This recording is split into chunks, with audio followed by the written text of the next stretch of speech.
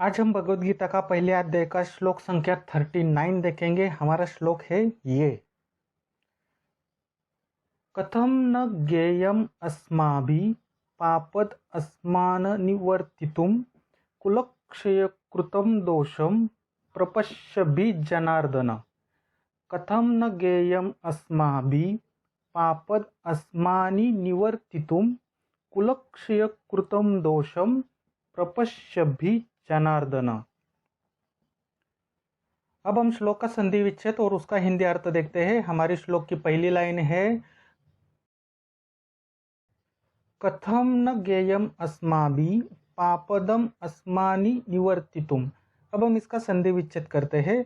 कथम जैसे है वैसे आएगा, म है वो हलंत आएगा, न जैसे है वैसे आएगा। अब यहाँ पे ध्यान देना, ज्ञेयम अस्माभिः, इसका संधि विच्छेद कैसे होगा? ज्ञेयम, म जो है वो हलंत आएगा, आधा म आता है तो उसका जो स्वर होता है वो अगले शब्द में जाता है। तो आगे क्या है? स्माभि, तो इसका क्या होगा?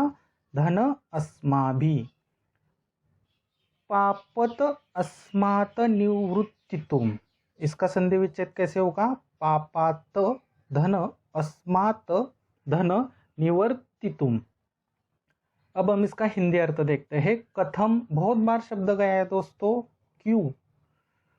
न नहीं, ज्ञेयम अस्माभि, ज्ञेय, ज्ञेय का अर्थ होता है ज्ञान, जानना, जानना चाहिए। अस्माभि हमें, पापात अस्मात् निवर्तितुम, पापों से, अस्मात् यानी कि इन, निवर्तितुम का अर्थ होता है कर्म से। अब हम श्लोक की दूसरी लाइन देखते हैं। कुलक्षयम कृतम दोषम प्रपश्यभि जनार्दन, इसका संधि विच्छेद करते हैं। ये कुलक्षय कृतम पिछले श्लोक में भी गया था, उसकी श्लोक संख्या है 38। तो इसका संधि विच्छेद कैसे होगा? कुल धन क्षय धन कृतम, दोषम, दोषम, म जो है वो हलंत आएगा। अब यहाँ पे ध्यान देना, प्रपश्यभि जनार्दन, इसका संधि विच्छेद कैसे होगा? प्रपश्यभि जनार्दन। अब इसका हिंदी अर्थ देखते हैं। कुलक्षय कृतम का अर्थ होता है कुल नाश कृत्य। कुल का अर्थ है कुल, क्षय यानी कि नाश, कि बोलते हैं ना उसका क्षय हो गया तो नाश हो गया। कृतम का अर्थ होता है कृत्य। दोषम, दोष को, प्रपश्यभि जनार्दन, विचार करना चाहिए। प्रपश्यभि अर्थात विचार करना चाहिए, और ये जो जनार्दन है वो ऐसे ही आएगा। ठीक है दोस्तों, तो आज हमने पहले अध्याय का जो 39 श्लोक है उसका संधि विच्छेद देखा और उसका शब्दशः हिंदी अर्थ देखा। किसी भी श्लोक को रटने से अच्छा है आप संधि विच्छेद सीखे और उसका हिंदी अर्थ सीखे, तभी आप ज़्यादा समय के लिए श्लोक याद कर पाओगे। और जब भी आपके जीवन में ऐसी परिस्थिति आती है तो आप उसको उस समय यूज कर पाओगे। अब हम देखते हैं संस्कृत श्लोक कैसे पढ़ते हैं, श्लोक का हिंदी अर्थ क्या है। किसी भी श्लोक को पढ़ने के लिए दोस्तों हम लोग उसके 4 भाग करते हैं। आज हम यहाँ पे 3 बार श्लोक बोलेंगे, आपको भी पीछे से जोर से बोलना है। कथम न ज्ञेयम अस्माभिः पापाद अस्मिन् निवृत्तितुम कुलक्षय कृतं दोषम प्रपश्यभि जनार्दन। कथम न ज्ञेयम अस्माभिः पापाद अस्मान् निवर्तितुम कुलक्षय कृतं दोषम प्रपश्यभि जनार्दन। कथम न ज्ञेयम अस्माभिः पापद अस्मि निवृत्तितुम कुलक्षय कृतं दोषम प्रपश्यभि जनार्दन। अब हम इसका हिंदी अर्थ देखते हैं कि अर्जुन अब क्या कह रहा है। अर्जुन भगवान श्री कृष्ण से कह रहे हैं कि कथम न ज्ञेय अस्माभिः पापद अस्मन् निवृत्तितुम कुलक्षय कृतं दोषम प्रपश्यभि जनार्दन। बहुत ही अच्छा अर्थ है कि क्यों नहीं जानना चाहिए हमें क्यों नहीं जानना चाहिए हमें पाप से इन कर्म से। ध्यान देना यहाँ पे, पाप से इन कर्म से कुल नाशक कृत्य दोष को विचार करना चाहिए हे जनार्दन।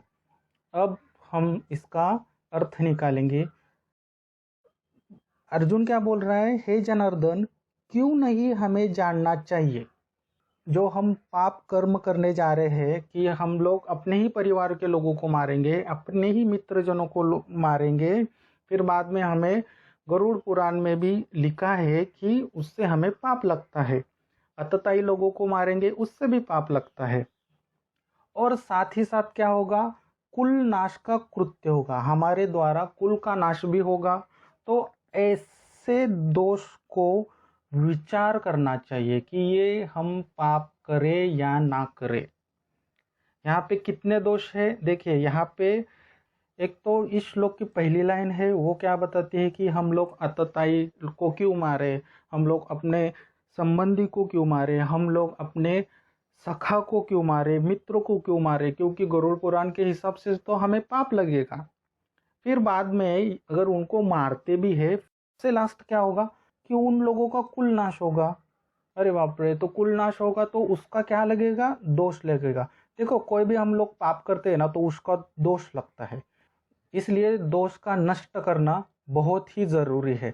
अगर दोष ही नहीं करना है तो हमें यहाँ पे क्या करना चाहिए हे जनार्दन, हमें यहाँ पे निश्चित ही विचार करना चाहिए। ठीक है दोस्तों, यही है अर्थ इस श्लोक का। वापिस ये श्लोक फिर यही कह रहा है कि जो आप पाप करते हो उस दोष से हमें बचना चाहिए। और उस दोष यानी कि क्या, परिणाम। जैसे कि कोई खून करता है तो उसका दोष क्या है, बाद में उसको फांसी की भी सजा हो सकती है या उम्र भर कैद भी हो सकती है, तो उसका वो दोष हो गया। तो इस दोष से बचने के लिए हमें विचार करना चाहिए, आपको भी और हमें भी। जीवन में हम जब भी जीवन जीते हैं तो कर्म तो करते ही है, कुछ ना कुछ तो हम लोग कर्म करते ही है। लेकिन जो कर्म करते समय हमें दोषों का भी विचार करना बहुत ही जरूरी है। ठीक है दोस्तों, अगर इस श्लोक में और आपको कुछ कंफ्यूजन रहेगा तो कमेंट्स बॉक्स में कमेंट्स जरूर करना, मैं उस प्रश्न का उत्तर आपको जरूर दूंगा। अब हम देखते हैं श्लोक कैसे याद रखें विद विजुअलाइजेशन। किसी भी श्लोक को याद रखने के लिए हम लोग विजुअलाइजेशन करते हैं, और विजुअलाइजेशन करते समय आपको 5 ज्ञान इंद्रियों का यूज करना है। देखिए जब भी आप विजुअलाइजेशन करोगे ना तो 100% विजुअलाइजेशन करो। अगर आपको ज़्यादा समय तक श्लोक याद रखना है तो विजुअलाइजेशन में 100% दो। आपकी आंखें, कान, नाक, त्वचा, ये 100% दे दो वहाँ पे। ठीक है, अब हम लोग विजुअलाइजेशन शुरू करते हैं। कृपया करके आंखें बंद कीजिए। आज मैं भी हूँ आपके साथ और बहुत सारे लोग जुड़ रहे हैं इस विजुअलाइजेशन में। लेकिन हम लोग जब भी जाएंगे कुरुक्षेत्र के युद्ध भूमि पर तो चुपचाप रहना है, कोई किसी से बात नहीं करेगा। हम जस्ट अभी कुरुक्षेत्र की युद्ध भूमि पर पहुंच रहे हैं। ठीक है, ध्यान देना कि आगे क्या दिखाई दे रहा है। 2 सेना है, पांडव सेना है, कौरव सेना है, बीच में रथ है, रथ के ऊपर कपित ध्वज है, ध्वज के नीचे सारथी के जगह पे भगवान श्री कृष्ण है, उनके पीछे कंफ्यूज जो आदमी दिख रहा है उसका नाम है अर्जुन। अब अर्जुन भगवान श्री कृष्ण को क्या कहने की कोशिश कर रहा है, हे जनार्दन क्यों नहीं हमें जानना चाहिए इस पाप कर्म से कुलनाश कृत्य दोष को विचार करना चाहिए। अर्जुन यहाँ पे कह रहा है कि ध्यान देना, ध्यान से सुनना। आपकी जो आंखें है ना वो अर्जुन पे होनी चाहिए, और आपके कान है ना वो अर्जुन के मुख की तरफ होना चाहिए। फिर बाद में आपको श्लोक याद नहीं रहेगा। ध्यान से सुनना वो क्या बोल रहा है। वो क्या बोल रहा है कि हे जनार्दन क्यों हमें पाप कर्म से बचने के लिए विचार करना नहीं चाहिए, क्यों नहीं हमें जानना चाहिए कि हम लोग ये पाप कर्म कर रहे हैं। कौन से पाप कर्म कर रहे हैं, कुलनाश का पाप कर रहे हैं। और इन सभी पापी लोगों को मारेंगे, अतताई लोगों को मारेंगे, अपने ही संबंधी लोगों को मारेंगे, तो हमें जो दोष लगेगा उस दोष से तो नरक में बहुत सारी यातनाएं हमें मिल सकती है। और हमें स्वतंत्रता है कि हम किसी भी कर्म को करने से पहले हम विचार कर सकते हैं। कि भगवान श्री कृष्ण आगे हमें बोलते हैं कि तुम लोग कर्म कर सकते हो, आप लोग इच्छा कर सकते हो, लेकिन जो दोष है, उस दोष की जो सजा है वो देने वाला तो भगवान ही होता है। जैसे कि पहले ही बताया, कोई खून करता है तो एक जज ही जजमेंट करता है कि इसको फांसी की सजा होनी चाहिए या उम्र कैद, लेकिन उससे पहले वो विचार जरूर कर सकता है कि मुझे ये खून करना है या नहीं। वैसे ही अर्जुन भी यहाँ पे यही बोल रहा है कि ये जो हम इतना पाप करने जा रहे हैं, कुल का नाश करने जा रहे हैं, तो इस पाप से बचने के लिए हम कुछ विचार कर सकते हैं। इन शॉर्ट वो सेटलमेंट की बात कर रहा है कि चलो वापस तुम कोई प्रस्तावना लेके जाओ। जैसे भगवान श्री कृष्ण पहले गए थे दुर्योधन के पास, उनको आधा राज्य दे दो, तो दुर्योधन बोला कि नहीं, हम नहीं देंगे। तो भगवान श्री कृष्ण ने बोला ठीक है, चलो 5 भाई है तो 5 गांव ही दे दो, सही। तो दुर्योधन ने क्या बोला, 5 गांव तो दूर की बात, मैं सुई को नोक की बराबर भी जमीन नहीं दूंगा। फिर भगवान श्री कृष्ण ने दुर्योधन का जो भी संदेश था वो उन्हें सुनाया। फिर इन्होंने क्या किया, ठीक है हम लोग युद्ध करेंगे, सभी आधे लोग इधर आधे लोग उधर, वो सब जमा हो गए। ठीक है, ये तो हो गया आपका विजुअलाइजेशन। आपने अच्छे से विजुअलाइजेशन किया होगा। अब मैं श्लोक बोलूँगा, आप उस श्लोक को विजुअलाइजेशन से कनेक्ट करने की कोशिश ज़रूर कीजिएगा।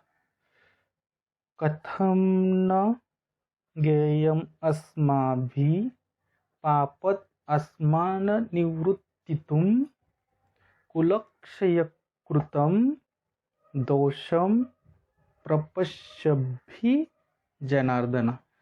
देखा दोस्तों, जितना ज़्यादा आप डीप विजुअलाइजेशन करोगे ना, उतना ही बहुत अच्छे से आपको श्लोक याद आएंगे। देखिए शुरू में आपको तो थोड़ा प्रॉब्लम आएगा, मतलब एक श्लोक आपको करने के लिए कम से कम 2 दिन जाना चाहिए, 3 दिन जाएंगे, ज़्यादा से ज़्यादा 1 हफ्ता जाएगा। लेकिन जब भी आप आगे बढ़ते रहोगे तो एक दिन ऐसा आएगा कि एक दिन में 35, 30, 40 श्लोक आप आसानी से विजुअलाइजेशन कर भी पाओगे और स्मरण भी रहेगा वो आपको। साइकिल हम शुरू में चलाते हैं, सीखते हैं तो थोड़ी तकलीफ होती है, गिरते हैं, फिर उठते हैं, फिर गिरते हैं, फिर उठते हैं, खून निकल आता है, फिर भी हमारा देह होता है, हमारी इच्छा शक्ति स्ट्रांग होती है, इसलिए हम साइकिल चलाना सीखते हैं। सेम वैसे ही भगवत गीता सीखने का आपका जो जज्बा है, आपकी इच्छा शक्ति है, वो बहुत स्ट्रांग होनी चाहिए। कोई भी चीज़ जीवन में असंभव नहीं है, अगर आप चाहे तो। मैं चाहूँगा कि आप भगवत गीता सीखें। मैं तो सिर्फ सिखाने का काम कर सकता हूँ, आपको कैसे इजीली वो आप सीख सके वो बताने के मैं ट्रिक्स निकाल सकता हूँ। आपको पता नहीं है कि शायद मेरे पास ऐसी ट्रिक है कि आप मुझे सिर्फ श्लोक की संख्या बोलो, मैं आपको वो श्लोक बिना देखे बोल सकता हूँ। ऐसे भी ट्रिक्स है, लेकिन इस जगह आने के लिए आपको बहुत स्टडी करना पड़ेगा। श्लोक ही याद नहीं है तो कैसे आप बता पाओगे? श्लोक का संधि विच्छेद नहीं आता है, हिंदी अर्थ पता नहीं, तो क्या कैसे बता पाओगे दूसरे को? ये ट्रिक्स हम लोग देखेंगे जब भी 700 श्लोक पूरे होंगे, तो वही हम शुरू करेंगे कि अभी मैं आपको तीसरा श्लोक, चौथा श्लोक, 5वां, 8वां, 10वां, 11वां, 15वां मैं अभी भी बोल सकता हूँ। उसमें कोई बढ़िया बात नहीं है, आप भी सीख सकते हैं। उसमें कोई ऐसा रॉकेट साइंस नहीं है, सिर्फ थोड़ी सी मेहनत आपको करनी पड़ेगी। ठीक है दोस्तों, अब इस श्लोक के जो प्रश्न है हम लोग उस प्रश्न को देखते हैं। ये प्रश्नावली इसके लिए है कि आपको अच्छे से श्लोक समझ में आए, इसके लिए ये प्रश्न है। पहला प्रश्न है, अर्जुन यहाँ क्या कहना चाहता है? ये बहुत श्लोक में हम यही प्रश्न दे रहे हैं क्योंकि एक्चुअली अर्जुन ही बोल रहा है और बहुत ही माइक्रो लेवल पे बोल रहा है। दूसरा प्रश्न है, कुलक कुलक्षयकृतम का हिंदी अर्थ क्या है।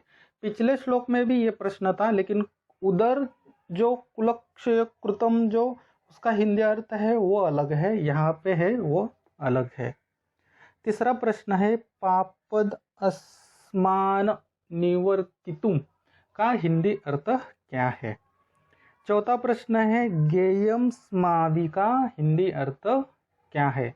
और पांचवा प्रश्न है दोस्तों परपश्यभी जनार्दना का हिंदी अर्थ क्या है। इसी तरह दोस्तों 700 श्लोक सीखने के लिए कृष्ण ज्ञान यूट्यूब चैनल को सब्सक्राइब जरूर करना, और यार प्लीज़ इस वीडियो को लाइक ज़रूर करना और शेयर ज़रूर करना। जो भी भगवत गीता सीखना चाहता है, अपने जीवन में उतारना चाहता है, विजुअलाइजेशन के माध्यम से सीखना चाहता है, जीवन में उतारना चाहते हैं, उनको ये वीडियो शेयर और लाइक ज़रूर करना। आपके कुछ भी प्रश्न है तो कमेंट बॉक्स में ज़रूर पूछिए। फिर मिलते हैं दोस्तों, तब तक के लिए हरे कृष्णा।